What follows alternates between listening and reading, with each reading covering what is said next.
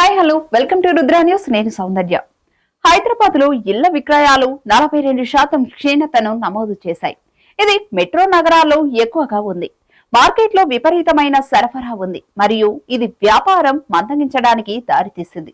ఇతర మెట్రోలతో పోలిస్తే చాలా తక్కువ ధర ఉన్నప్పటికీ హైదరాబాద్ లో ఇండ్ల ధరలు అకస్మాత్తుగా గణనీయంగా పెరిగాయి.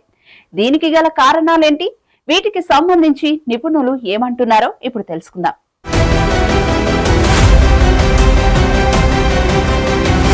జూలై సెప్టెంబర్ త్రైమాసికంలో నగర రియల్ ఎస్టేట్ మార్కెట్ అమ్మకాలు మరియు కొత్త లాంచులు రెండు బాగా క్షీణించాయని పరిశ్రమల తాజా నివేదిక తెలిపింది. డేటా అనలిటిక్స్ సంస్థ అయిన ప్రాఫ్ ఈక్విటీ ప్రకారం జూలై మరియు సెప్టెంబర్ మధ్య హైదరాబాద్ లో కొత్త లాంచులు 54% తగ్గాయి. అయితే అమ్మకాలు 42% తగ్గాయి. ఇది దేశంలోని ప్రధాన మెట్రోలతో అత్యధికం.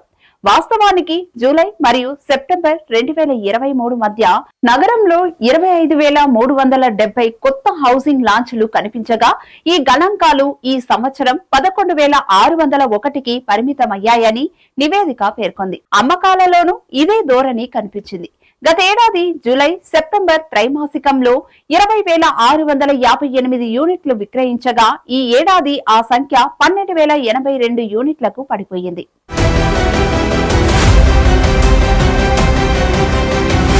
పరిశ్రమ నిపుణులు ఈ ఆస్తి క్షీణతకు అధిక సరఫరా, ధరలు పెరగటం మరియు ఇటీవల హైడ్రా కూల్చివేతలతో సహా అనేక కారణాల వల్ల ఆపివేశారు.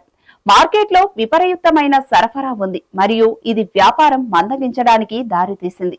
ఇప్పుడు నగరంలోని ఏ ప్రాంతంలోనూ ఆఫర్ చేయడానికి ఏమీ లేదు. ఉదాహరణకు 1 కోటి నుండి 1.25 కోట్ల కంటే తక్కువ ధరకు పశ్చిమ ప్రాంతంలో నివాస గృహాల ధరలు చదరపు అంచుకు కనీసం 10,000 రూపాయలు. అది బడ్జెట్ కాదు, పెద్ద సంఖ్యలో కొనుగోలుదారులకు సరిపోతుంది అని తెలంగాణ డెవలపర్స్ అసోసియేషన్ ప్రెసిడెంట్ జీవి రావు సరఫరా మరియు డిమాండ్ మధ్య పెరుగుతున్న అంతరాన్ని నొక్కి చెప్పారు. చాలా మంది కొనుగోలుదారులు జూన్ మరియు ఆగస్టులో ఇల్లు కొనుక్కోవడం అశుభమని భావిస్తారు. ఇది ఆస్తి రిజిస్ట్రేషన్లలో క్షీణతకు దారితీసింది.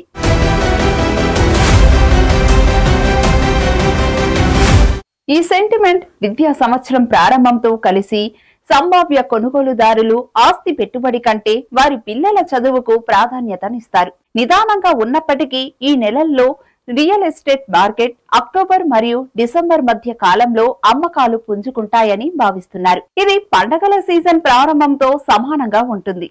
ఇది చాలా మంది ప్రజలు భావించే సమయం. రియల్ ఎస్టేట్ తో సహా కొనుగోలు చేయడానికి ఇది సరి అయింది అని క్రెయిడ్ హైదరాబాద్ ప్రెసిడెంట్ వి రాజశేఖర్ రెడ్డి అన్నారు.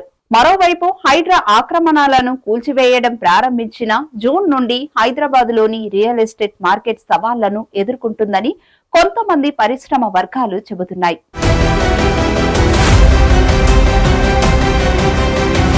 ఈ చర్య ప్రాపర్టీ కొనుగోలుదారులలో భయాందోళనను సృష్టించింది. మార్కెట్లో పెట్టుబడులు పెట్టడానికి వారు విముఖత చూపిస్తున్నారు.